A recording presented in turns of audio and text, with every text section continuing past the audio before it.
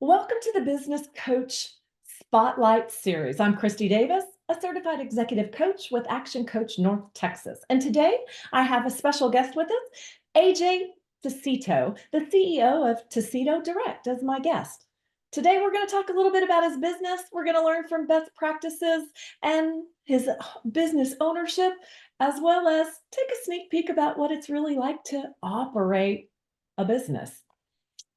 AJ, welcome. Thank you so much for being here today. If you would take a moment to give a brief synopsis of your business and your background for our audience. Sure. Thank you, Christy. It's great to be here. It's nice to meet you, and I'm looking forward to visiting with you. Um, my background is primarily for the last 44 years, I've had this company. Before that, I was with Ford Division of Ford Motor Company in the district sales office. I then was regional sales manager for Volvo of America. And 44 years ago, I started this company with a yellow pad, a telephone, and a kitchen table in my apartment.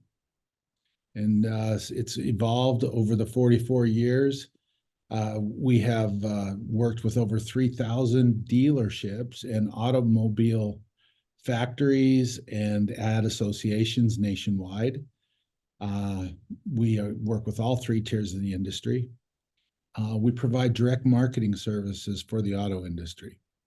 We've conducted over 52,000 campaigns in those 44 years. Basically, what we do is a total turnkey service for the auto industry, providing direct response marketing. If you've ever gotten a letter from a car dealership inviting you in for a sales event or for a test drive or for a service in the service department, it very well likely could have come from us. Fantastic. What a unique business. Tell me a little bit about your role that you currently play in this business. Well, after 44 years, what I've been doing primarily recently is mentoring my team, making sure that we're working properly with our clients, keeping abreast of what's happening in the industry, what's happening in the marketing industry, different techniques that we can pivot to based upon COVID. When COVID came, it sort of changed things a little bit because people stayed home and they didn't respond necessarily to coming into dealerships because they couldn't. And so those dynamics changed a little bit of our product and how we utilized our product and how we interact with our customers for our customers. And so I've been on the cutting edge of technology innovations that we're employing in our direct marketing, managing the team, supervising, what the products we are offering, and just running the company. Absolutely. And for that, a lot of times I think it's important for best practices of how are you spending that time? Would you say your role is working more in the business or on the business, the strategy, the vision? I would say mostly on the business these days. Yeah. A long time ago, I attended a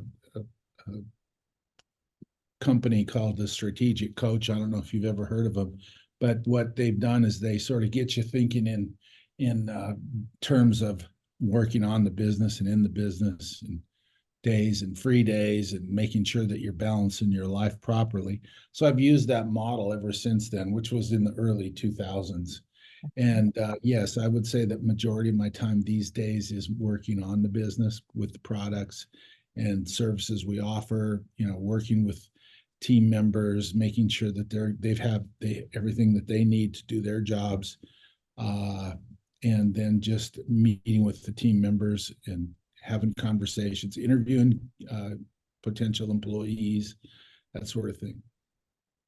Let's move a little bit into what makes your business so special. So, if I was sitting in the audience today, how would I know if I was a good fit for your service or your product? Well, if you need customers, we're the kind of company you want to talk to.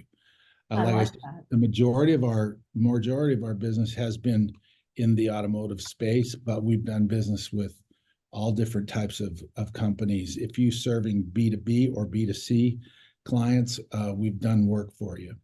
Um, the reason is because if you need customers, which is why businesses exist, they don't exist if they don't have customers. And so the relationships that you develop with your customers, so it's important to have customers, but it's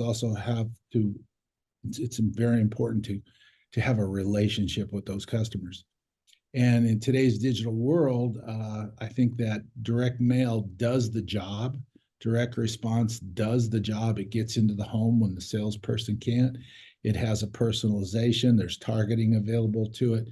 You can speak directly to them based upon your experience with them, what you know about them, what their needs are. You can talk to them about their whatever it is that relates specifically to them.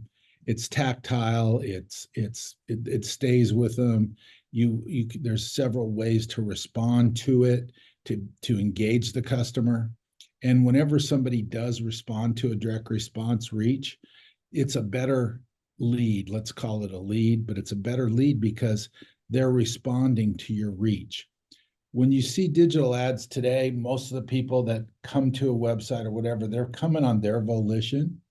They come in and they're just another tire kicker or they're just another lead looking for information. But when you have a reach out to a targeted prospect with a specific message, which we design, that customer responds to that because there's something about that message that resonates with them and they respond back. So it just cuts through all the clutter that all the other stuff doesn't do, because now you've already initiated a response and they've responded. So the engagement is there and the beginning of the sales funnel can begin. Absolutely. I love that you said the distraction that was all around it, that it was a direct reach, and it was because you knew more about that potential customer that you were targeting. Speaking in that terms, what's the one thing you wished more people knew about your business? I just wish that they understood the dynamics of it and how effective it is. I mean, we do campaigns where we have 2,000, 3,000, 1,000% ROI. It's that high. It's extremely high ROI. If it's effective, and what the other part of it is that there's so much misunderstanding about direct mail. And that is a lot of people assume that direct mail is just a flyer that goes in the mail or a postcard that goes in the mail. That's not it. It works, and that is effective at some point. But what we do is we tailor a specific message that is professionally delivered. It is talking about a specific problem that particular customer might have. And it elicits a response that is strategic in what our client is trying to accomplish. But it's not junk mail. It can be referred to as junk mail, but it's not. And it really, right now, that's something that's really important, is because there is so much digital advertising right now, the mail volume has decreased. So if you go to your mailbox, you're not going to see as much mail right now as you used to see. And that's to your benefit, because people still go to their mailbox and they still open their mail. And I prove that by if you give me your address, I'll send you a check and I guarantee you're going to cash that check.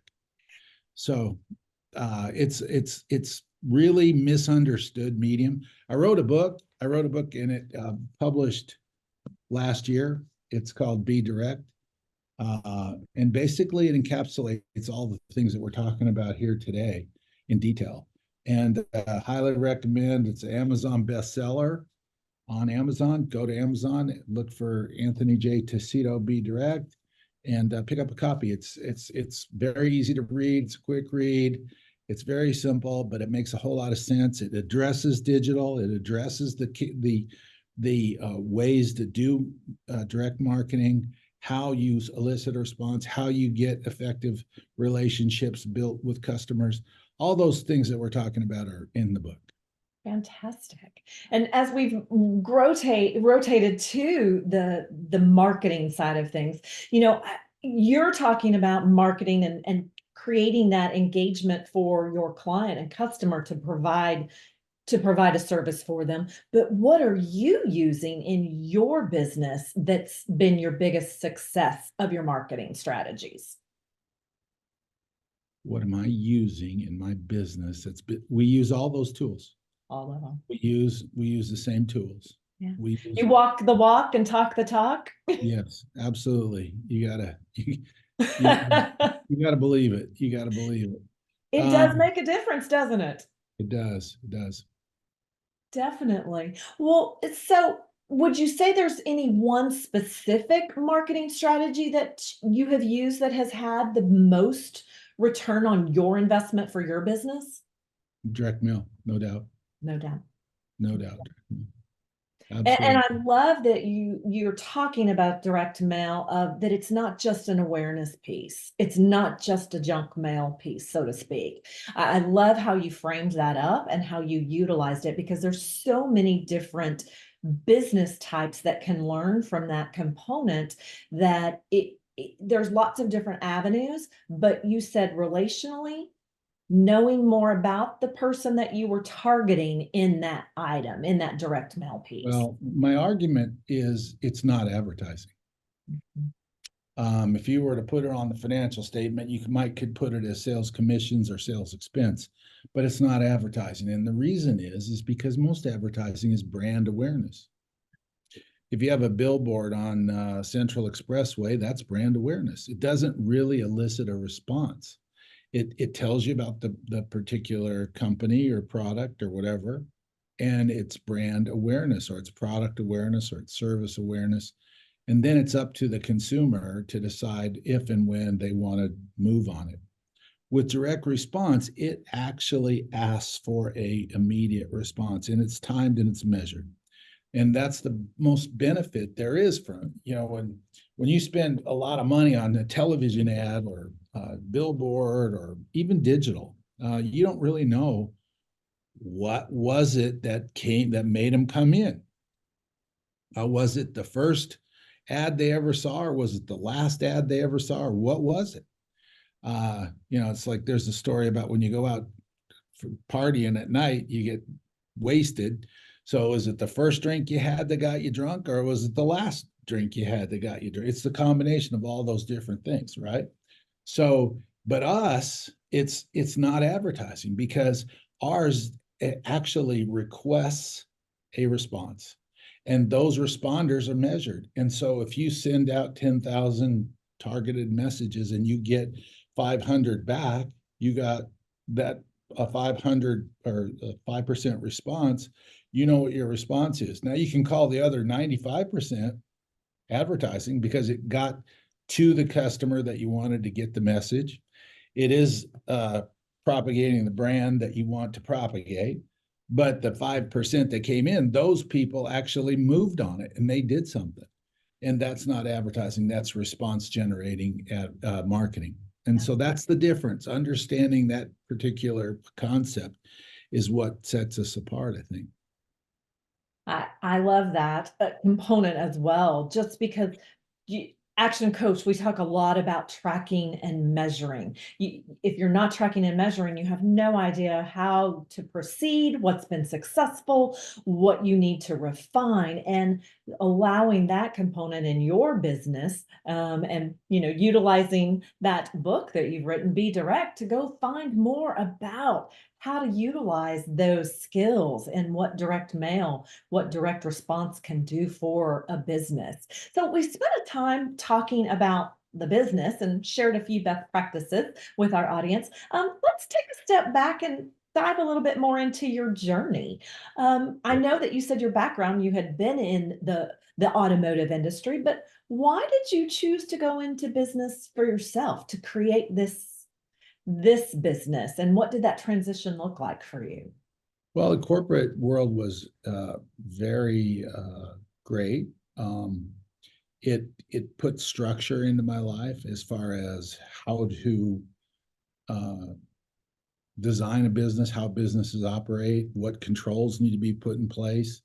Had very good training at Ford Division of Ford Motor Company, very good training at Volvo of America.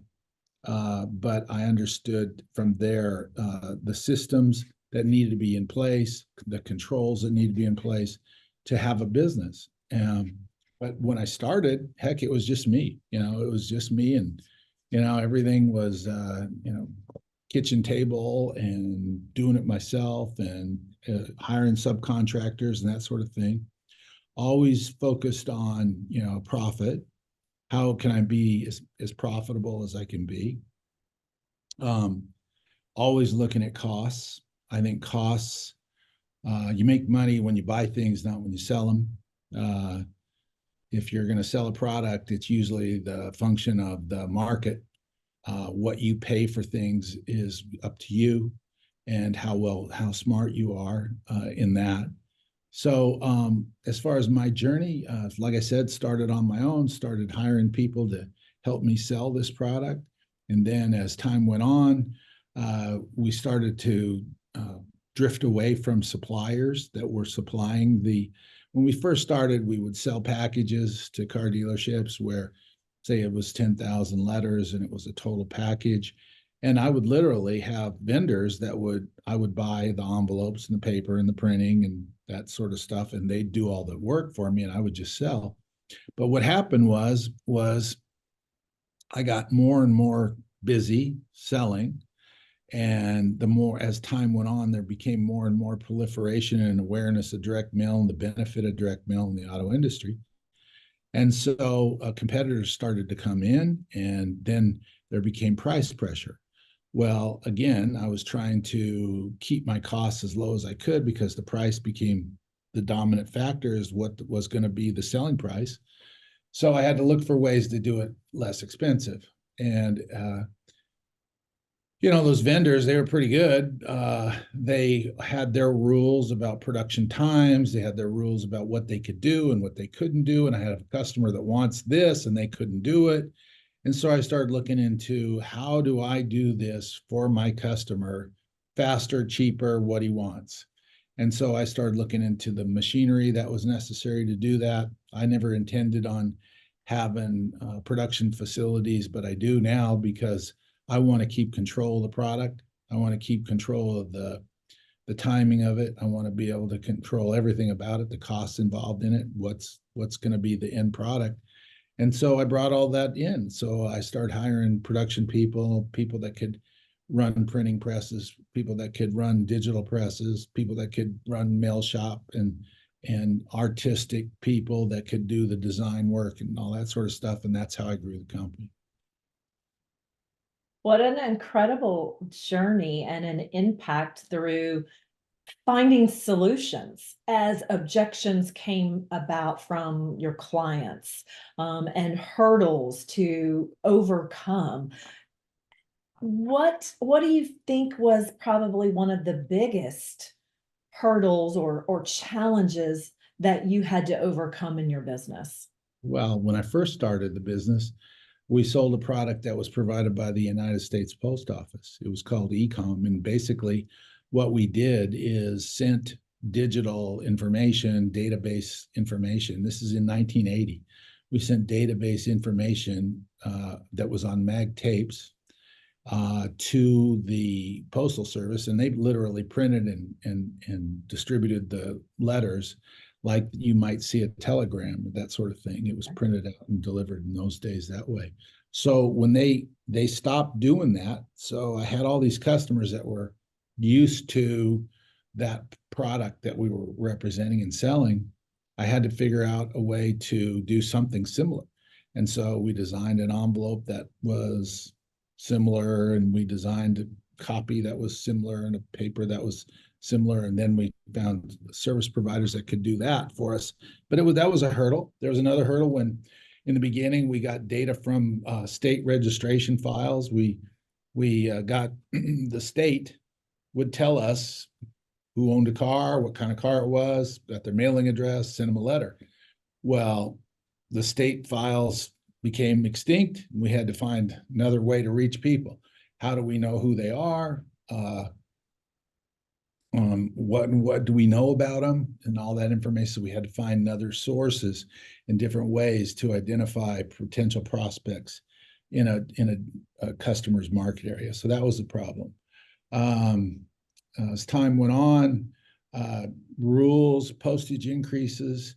I mean, that's something that's totally out of my control.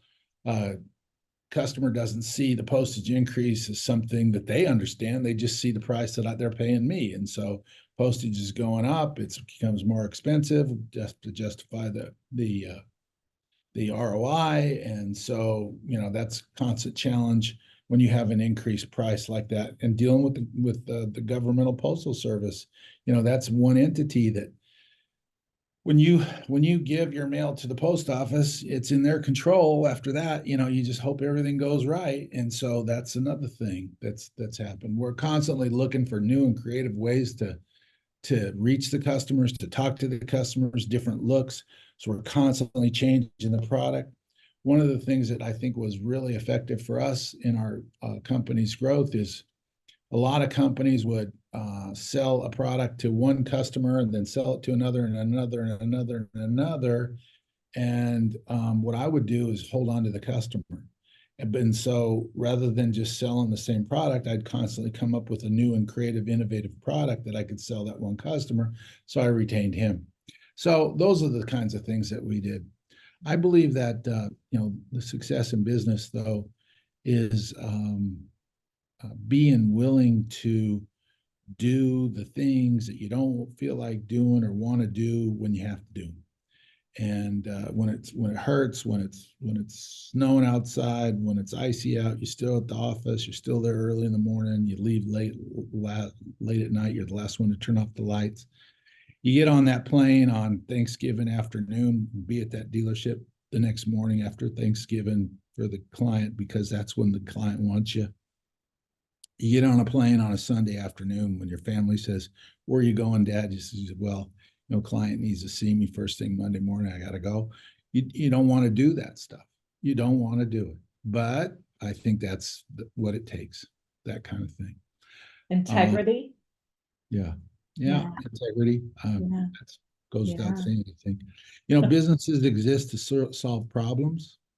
If you don't have customers, you don't have customers with problems, you're not in business. So we're always looking for ways to solve their problems. And as long as we're doing that, we got a product and we got a product to sell. Absolutely.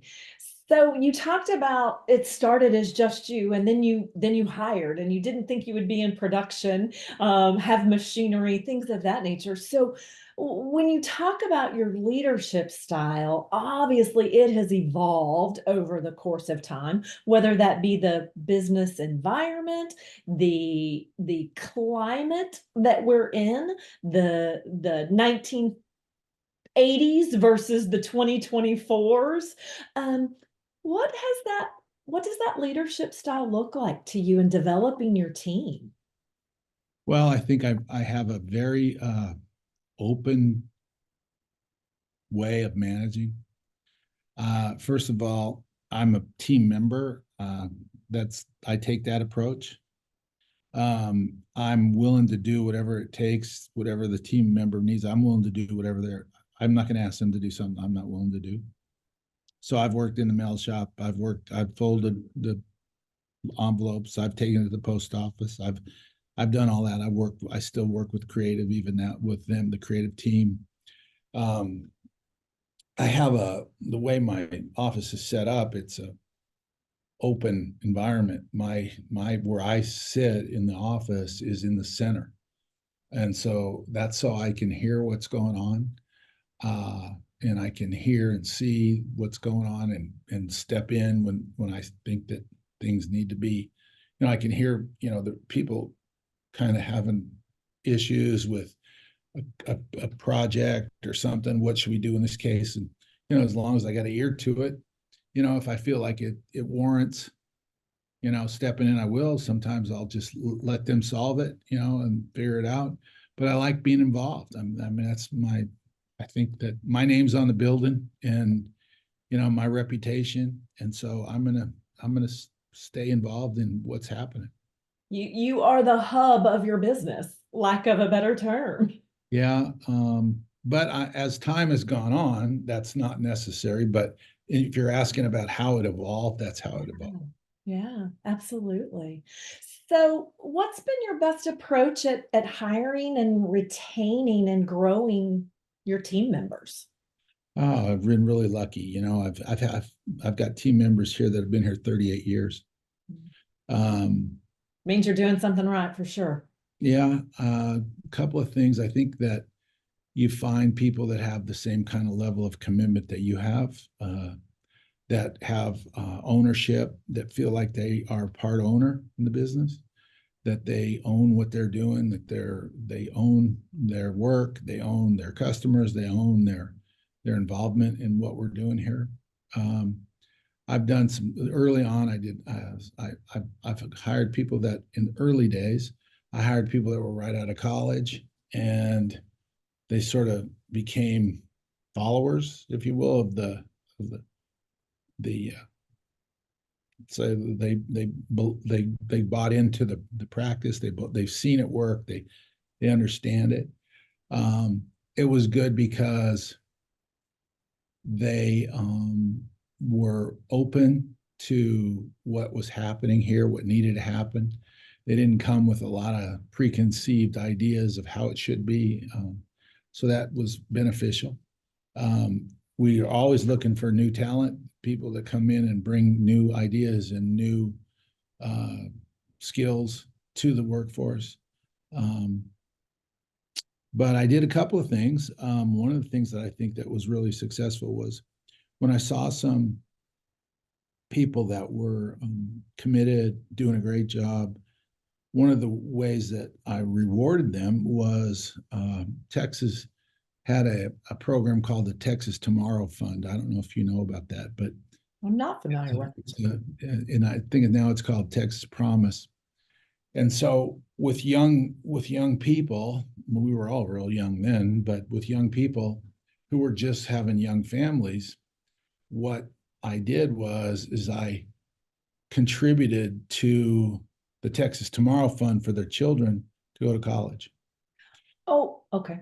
And so as long as they were an employee, they got Texas Tomorrow Fund funds. And so when these people's kids graduated high school, their colleges were paid for. And so that was one way of really keeping people and retaining people. And it was a great program, it really was. Bonus programs, contests. In the early days, we'd put up a basketball hoop out in the parking lot and play games. And, we had pony rides for the kids, for their families, and picnics. And, just those kinds of things are all great team building and involving the family so that everybody's involved. We'd take them to the ice capades, and I've taken management on fishing trips in the Caribbean, and taken the family to Disney World, the families to Disney World, as we had a convention in Orlando. So everybody's family got to come to Orlando and go to Disney World while mom and dad, or the dads were in moms, in a case, some moms and some dads were at the convention. They got to go to Disney World, so, those are the kinds of things we did. It sounds like building culture and community within your company has been at the foremost to ensure that you have the right team members and you're retaining them. And that's huge. And with COVID and going, outside of the workforce, people working from home, many companies have struggled with continuing to build that community and culture within their companies. Yeah. And I see that you are doing, I mean, 44 years strong and maintaining and innovating it along the way. Kudos to you for that aspect. Thank Do you. you see that your team members in the next 6 months in our current business climate, are they needing specific training that they're lacking, or is there something that you are initiating in your company based on the current climate? Well, I think that, there's always skills that can be improved upon, and, everything everything that everybody does, verbal communication, written communication skills, time management skills, all those things can be always addressed and worked on. Yeah.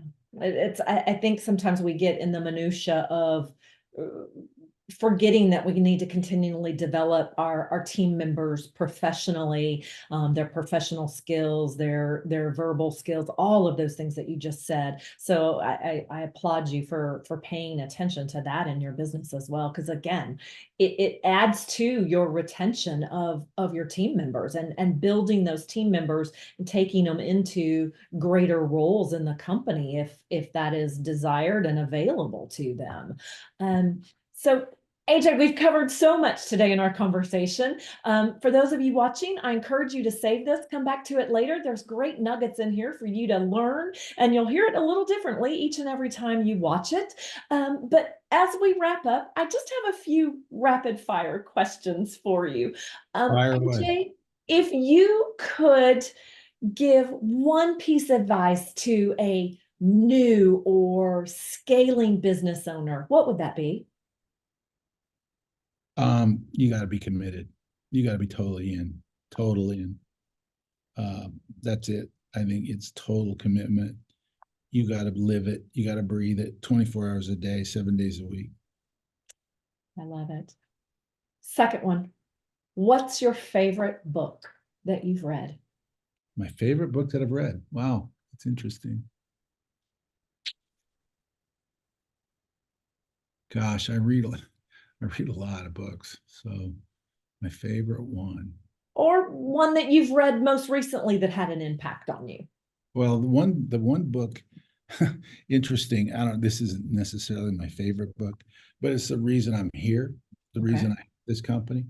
It was a book in 1978 that I picked up.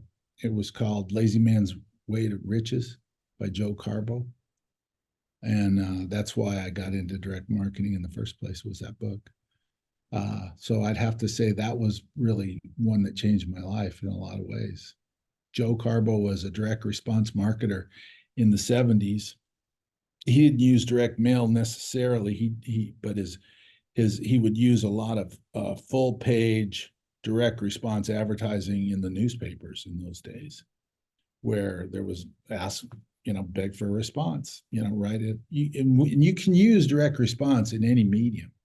I've just chosen mail, but you can use it in digital, you can use it in newspaper, you can use it in billboard, you can use it, but people they don't really realize when they're doing it, or they just don't know enough about it. And you asked what would I really like to have happen. I would like people to understand direct response much better, because it's not advertising, it's sales. It's all about sales. It's sales, the sales dialogue, all that sort of stuff. But what book did I really like the most? Gosh darn.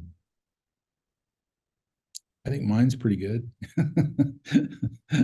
That'll be one I'll go pick up. I'm an avid reader as well, and the more I read, the more I can learn. I decided long ago, though, it used to be I wanted to read a ton of books, and now I pick 5 to 7 and really devour them, write in them, mark from them, reread paragraphs, reread chapters, take things and implement from what I've read. Right. What do they say? Uh, implement going to reading a book or going to a convention or an event without any implementation, you just purely had entertainment. Yeah. So Yeah. I want Yeah. to You got to be. take stuff away. Yes. Yes, absolutely, absolutely. So as we get into the final question, so for our audience, how can they find you? How can they reach your company and learn more about them? Learn more about your company. Sure. The website is www.tacito.com, TACITO.com. And we're all here. There's contact information on there. That go to the website, reach us there, or you can reach us at 800-621-2225. Fantastic. Audience, take that down and reach out. I think there's a lot that you could learn from his, even just his website, and it might be somebody that you could look into in growing your direct response campaigns. So for my very last question, what is most inspiring you today?